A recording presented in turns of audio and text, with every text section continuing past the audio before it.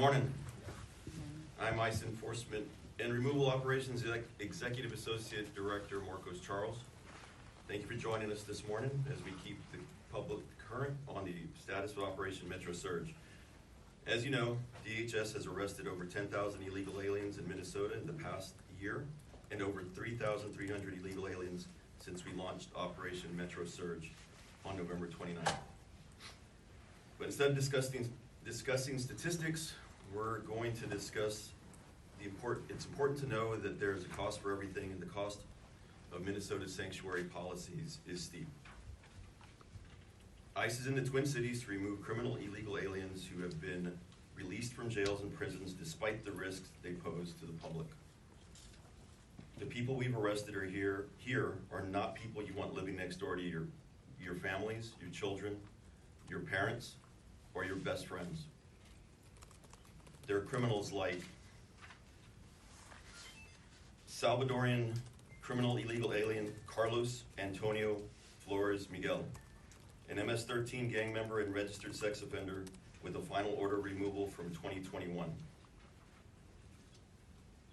He was deported 4 times and convicted of illegal entry twice, and was charged with strong-arm rape and resisting an officer. Despite being arrested in El Salvador for robbery, the Biden administration released him in the United States in 2022. When we arrested him, he punched and kicked our officers and even attempted to grab an officer's gun. I don't know if it's up there, but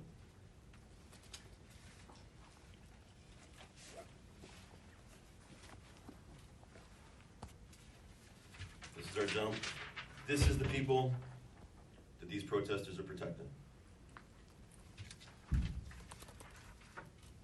We also arrested St. Lucian criminal illegal alien Nelbert Joseph, who has 11 criminal convictions including larceny, stolen vehicle offenses, and has a final order removal in 2023.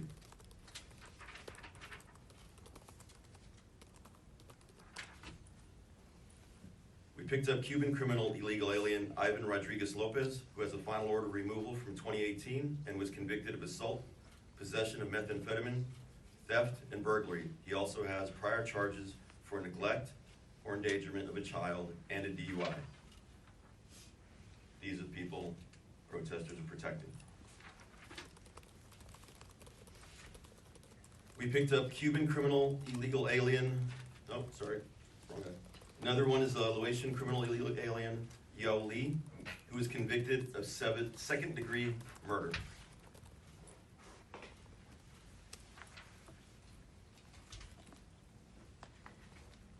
And a Mexican criminal illegal alien, Pedro Laguna Cruz, who has multiple DUI convictions and a conviction of possession of controlled substance.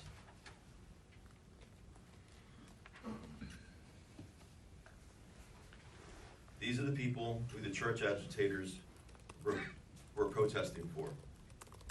These are the people the violent agitators ramming our vehicles and attacking our officers are trying to defend. It's easy to debate immigration enforcement when it's abstract, but behind every one of these arrests is someone who committed a crime that put your friends, family, neighbors, community in danger. The public deserves to know exactly who ICE has taken off the streets and why we're here today. It's my responsibility to make sure everyone understands that ICE is only in this state to pick up the ball that local leadership has dropped. Today I want to ask Governor Walz and Mayor Fry directly, please honor our immigration detainers that we've lodged against criminal illegal aliens in Minnesota, in the state's jails and prisons. Please work with us instead of against us. Please remember the victims whose voices are no longer here to speak for themselves. Please stop creating obstacles to keep Minnesotans safe. We're all on the same team, and our cooperation will save lives. I'd like to turn this over to Commander Greg Bovino. Thank you, sir. Thank you, sir.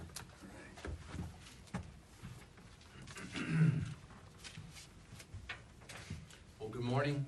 I'm Greg Bovino, Commander at Large of Customs and Border Patrol Assets here in this great city of Minneapolis, Minnesota. I'm glad to be here this morning. I'll make a few remarks and then we're going to open this up to questions. Please hold all questions until the end.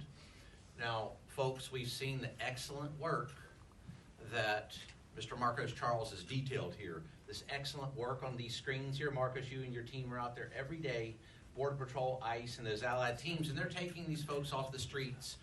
These folks were walking the streets less than 24 hours ago. Marcos and his team in Border Patrol are taking them off the streets by the dozens and sometimes hundreds every single day. So that's some fantastic work. We want to continue to accomplish that work, but what I would like to touch upon this morning is how much better this work could be. How much better can we do what we do? And how much better for who? For you, which you being Ma and Pa America and the taxpayer, how much better this work can be for the taxpayer.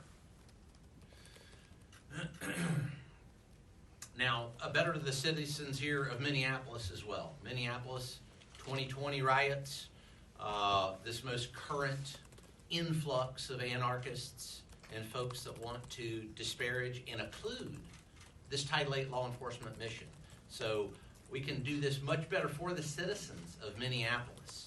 And what this revolves around is the climate. The current climate surrounding law enforcement and this Title VIII mission in which ICE, Border Patrol, and these allied teams are fighting so hard to accomplish. Now, this climate that we talk about is not very favorable right now in Minneapolis. But that as our first point, it's not very favorable to federal law enforcement here in Minneapolis.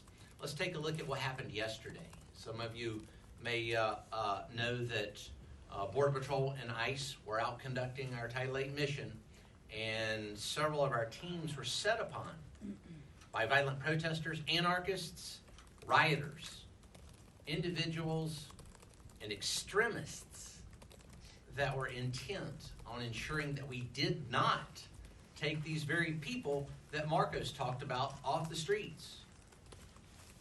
Intent that we would not arrest these individuals, these illegal aliens that prey upon Ma and Pa America every single day. So yesterday I had the fortunate opportunity to once again work with those fine agents in ICE and Border Patrol. And in doing so, from the very beginning of the shift all the way through the end of the shift, all day long, it was a running battle with those very extremists that I've talked about.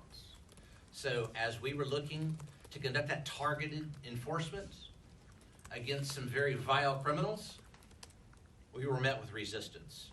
One of those criminals that we were after was Victor Urice. Mr. Victor Urice, a target that we were after yesterday. This individual is a convicted felon from Mexico with serious weapons offenses, fleeing from police, and a criminal rap sheet so long that I can't remember it all. That's who we were after yesterday. Now, as we were after Mr. Urice, we were set upon rioters who tried to stop us at every point yesterday. Simply using the restroom at a gas station was met with significant resistance. A lot of people would call that stalking. I don't think any of us would like to be stalked, but being stalked for 8 or 10 hours at a time is not a very favorable climate. Hey folks, where were the cops yesterday? Where was Minneapolis Police Department during that 8-hour stalking event? Anybody care to venture a guess? I'd like to venture a guess, and it's I don't know.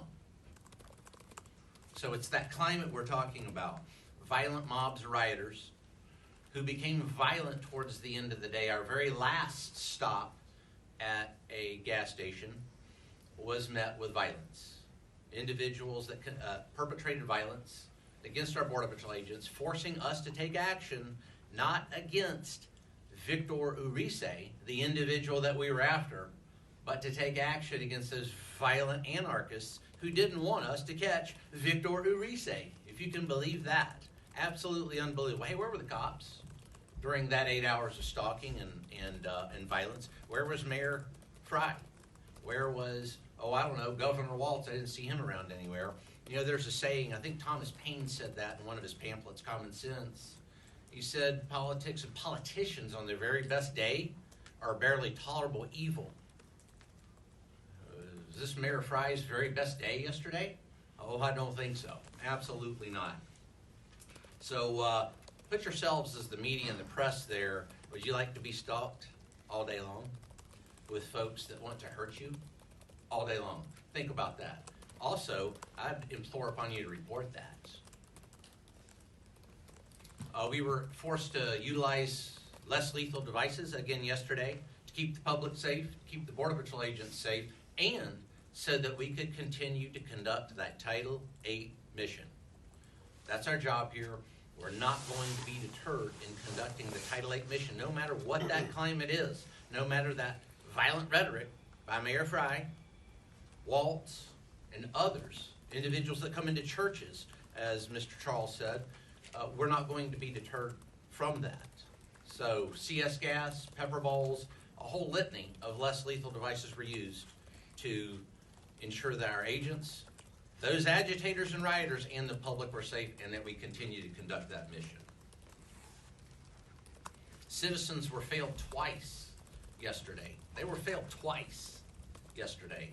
First, as I said, the response from Minneapolis Police Department and other local agencies, missing in action. That's what you call missing in action. When fellow law enforcement officers are in need, missing in action. Unconscionable. And then, the second part of that is these criminal illegal aliens that were let back out on the streets. Let's go back again to Mr. Victor Urice. He was on probation, by the way. Our target was on probation. He was let back go on the streets of Minneapolis so that we had to go into the community. Never should have happened. We had to go into the community to remove him. Why not, Mayor Fry, Governor Waltz, turn this individual over to us so we're not in the streets, so that anarchists are not allowed to ply their trade of anarchy against law enforcement? Now, this didn't happen overnight. This anarchist-type movement has been well established here in Minneapolis since 2020. We all know what happened in 2020. The anarchists love this, by the way. They love this. This is just what they want. This is just what Mayor Fry, Governor Waltz, and others are giving them. This emboldened rhetoric vilifies law enforcement and creates very unsafe situations for law enforcement and occludes from the mission of taking these bad people, as Mr. Marcos Charles said, off the streets. Compliance, they think, is optional. Compliance is not optional, not when law enforcement conducts. It's legal, lawful, ethical, and moral duties. It's not optional. There is no option here. Let's get this straight. Do the anarchists want Victor Urice to remain on the streets? I think that's the base question. Just Mayor Fry and Governor Waltz. I've never heard them say a word about these violent, illegal aliens that roam their streets. I guess they want them there. But guess what? ICE, the U.S. Border Patrol, and those allied law enforcement agencies, President Trump, Secretary Noem, we don't want it and we won't have it. Law enforcement unquestionably is being targeted right now in Minneapolis.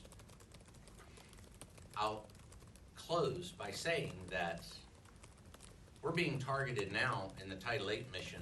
What does this spread to in the future? That rule of law and order, what else will that spread to? Maybe some speeding tickets, or maybe another law or situation that someone doesn't agree with. It'll spread to that as well. We're not going to allow that to happen here in Minneapolis or anywhere else. We're here to stay the course. We will stay the course. U.S. Border Patrol, ICE, and all allied law enforcement agencies, we're here and we are going to accomplish the mission. I'm glad to be here. Our agents are ecstatic to be here. ICE agents are glad to be here, removing that off the streets. It will continue. Thank you. All right. Commander. Start with Nicole, your name and outlet. Sure. Nicole Skanga, CBS National News, Commander Bovino, EAD Charles, thank you so much for being here. 2 days ago, you told us that Minnesota released nearly 500 undocumented migrants from state custody instead of transferring them over to ICE. And we took those numbers to Paul Schnell, who is the commissioner of the Minnesota Department of Corrections. He called it fundamentally false. He said, as a matter of policy, DOC cooperates with ICE and ICE detainers. He showed us multiple examples of convicted criminals serving time in Minnesota state prisons, including names that you displayed on these screens, and he showed us how they were transferred from state prisons into DHS custody days before.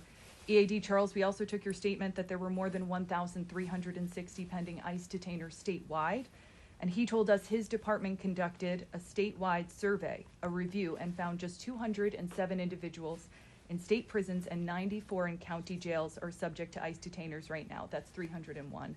Can you help us understand why Minnesota's top corrections official says not only has the state been honoring ICE detainers for decades as a policy, he doesn't understand where the Department of Homeland Security is getting its numbers from? What is your response? So the Department of Corrections for Minnesota does honor our detainers. We pick individuals up from the state. It's the counties that do not honor our detainers. So when the state gets them, and those detainers are lodged against the state, we get those bodies. So the However, state is cooperating The state with... DOC is the only entity that we can pick up from. Are- We're opening up dialogue with some of the counties, and we are looking to see if they are more willing to honor our detainers at this time. The 1,300 number is statewide in counties that we have lodged. They may not have record of it if they don't file them, because they don't honor them. They have no reason to keep them. How do you fix that problem, and which counties are not cooperating with ICE so that we can follow up? Just look at the majority of the counties. Just go through the list. I believe there are 87 counties in Minnesota. Just look through every one of their records. That's what I suggest as far as that. As far as what we can do to make it better, the governor should talk to the counties and let them honor our detainers. Many of these sheriffs want to help us. And just as a final point, though, it is true that some of the worst have been handed over to ICE by Minnesota state officers from Minnesota state prisons. Some of the ones that we have up here, Correct. the ones that we've listed, I believe, have all been either arrested at large or come from a county that has released them and we picked them up. But through a coordinated transfer. No. Go ahead. Commander Bovino, sources tell MS Now that you had an argument with a magistrate judge on duty here in Minnesota recently. Can you describe why you were upset with that magistrate judge? Okay, sir, I've not had any argument with a magistrate judge. You're going to have to be more specific there. I've not talked to a magistrate judge from that of myself. No. We understand it's because you were upset with the magistrate judge for rejecting arrests on the grounds of assaults on federal officers. They argued it wasn't warranted. Do you have any comment on that? I do. We work very hard with Department of Justice, with the courts to gather and obtain those warrants. One of those warrants, we'll go back to Victor Urise here. We did work several days to get a warrant for this individual, and we worked through what we needed to do to get a warrant for this individual. And we're going to continue to work with judges and the courts to obtain these warrants with those judges. And then final question, do you have any moral or ethical qualms about detaining a 5-year-old on his way back from preschool? Be more specific on that. Liam Ramos from the Columbia Heights School District, do you have any moral or ethical qualms about that? We conduct legal, ethical, and moral law enforcement missions here in Minneapolis. So as far as what you're saying with that particular individual, you'll have to be more specific, because I didn't detain a 5-year-old. And we're going to continue with that law enforcement mission.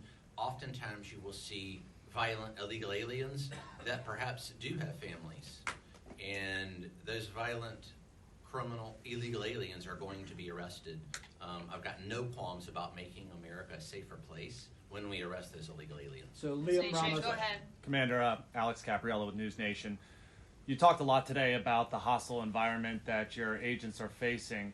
We do know that military assets, namely National Guardsmen, are literally waiting in the wings for the president to invoke the Insurrection Act to actually provide that backup that potentially you might need. Would you encourage the president at this moment, given what you've seen on the ground here in Minneapolis, to invoke the Insurrection Act to help you? I give Secretary Noem and the president, as do the other law enforcement leadership here, information briefs and data points multiple times a day so they can make any decisions that they need to make as to whether to put troops on the ground or not. So I'll leave that for President Trump and Secretary Noem based on the vast amount of information that is parlayed to them each day. And a quick follow-up, you used some tear gas yesterday, and I know you just mentioned it, but obviously there was a recent ruling that was an appeal from the Department of Justice to allow your agents and federal agents to use those types of measures. Can you comment on what that allows you and your men and women to actually do out here on the ground? Sure. I believe the case you're talking about was overruled and yesterday by a higher court anyway. It wouldn't have mattered because we follow the law. When we utilize less lethal munitions or any use of force, it's called the minimum use of force necessary to either effect an arrest and or accomplish a mission. So we did that. Whether or not that ruling was in effect, we still did that yesterday. Our agents are being violently assaulted by agitators and anarchists, and the use of that less lethal is something that I always call more than exemplary. A great use of force yesterday to keep agitators, Border Patrol agents, and the public safe. Let's go again to that word less lethal. Less lethal. If we didn't have those less lethal munitions to utilize the minimum amount of force necessary to effect an operation and or an arrest, what's next? Go ahead, right here. Omar Jimenez with CNN. Just follow up on the 5-year-old boy, Liam Ramos, that was detained with his father, as we understand. The father, as our records show, is detained in Texas. Just can you confirm that the 5-year-old was also sent to Texas with that father and why he wasn't left with family here in Minnesota? And just to follow up on that, you talked about this stalking as you described it. Are you saying you called for Minneapolis police help and they didn't respond? I'll go the second part of that first. Yeah. As far as the stalking, Minneapolis Police Department's been called on several situations that they have not responded. By your patrol? Yes, by the patrol. Let me give you a specific example other than yesterday. Yesterday was 8 hours of that. But did you call them yesterday? let me go specifically to 2 days ago. We had 2 off-duty agents in a restaurant eating. And they were descended upon by that violent mob, and the staff of that restaurant in downtown Minneapolis decided to try to lock them in the restaurant with those 40 to 50 agitators. Minneapolis Police Department was called. They never showed up. Our agents were in there for 45 minutes, and we called a tactical team that went out to extract those agents from that restaurant. So that's what we're up against as far as state and local help, if that gives you any indication of the depth and scope of that. Now, as far as the 5-year-old and the father, I'll let ICE answer that because we turn our detainees over to ICE, and they do a fantastic job of discerning what and how that's going to happen. And just one follow-up for you, Commander, before you turn it over was, I've seen you in multiple cities to this point, in Chicago, here in Minneapolis as well, and the tactics have been very, very public-facing. Just from a bystander's perspective, it seems like that's the point. Correct me if I'm wrong. But why not take care of some of this enforcement during hours where you would be less likely to encounter the public and, to that effect, less likely to detain an American citizen who you believe might be obstructed? We go where the threat is, and we're going to go at the optimal time where those threats are present. Take serving a warrant, things like that, or these targeted enforcement efforts. What you may not realize is those efforts occur 24/7. Oftentimes we cannot control where that suspect is at a given time, but what we can control is a safe time to apprehend that suspect. Oftentimes that's early morning hours, or when we encounter that individual that's alone or perhaps not near a crowd. So that's why we're in an area. It's just even getting in or near the area we're set upon by anarchists and rioters and things like that. All right, right here. Yeah, I'm Frankie, but WCCO here in CBS. Do you have any updated numbers of how many agents are here? It's been a few since we received that. Sure, I won't give you an exact number. Those numbers are going to remain law enforcement sensitive, but several thousand Border Patrol, ICE, and allied teams, several thousand. Right And Commander Bovino, Jorge Ventura with the Daily Caller. California Governor Gavin Newsom did take the stage at the World Economic Forum in Davos. Speaking to world leaders, he actually took a direct shot at you. Newsom saying, quote, Greg Bovino is dressed up as he literally went on eBay and purchased SS garb, secret police, private army, masked men are disappearing people with no process. Just, do you have a response for the California governor who just made those comments on stage? Sure, Governor Newsom's had a long record of lying, and again, those are lies. I don't shop on eBay.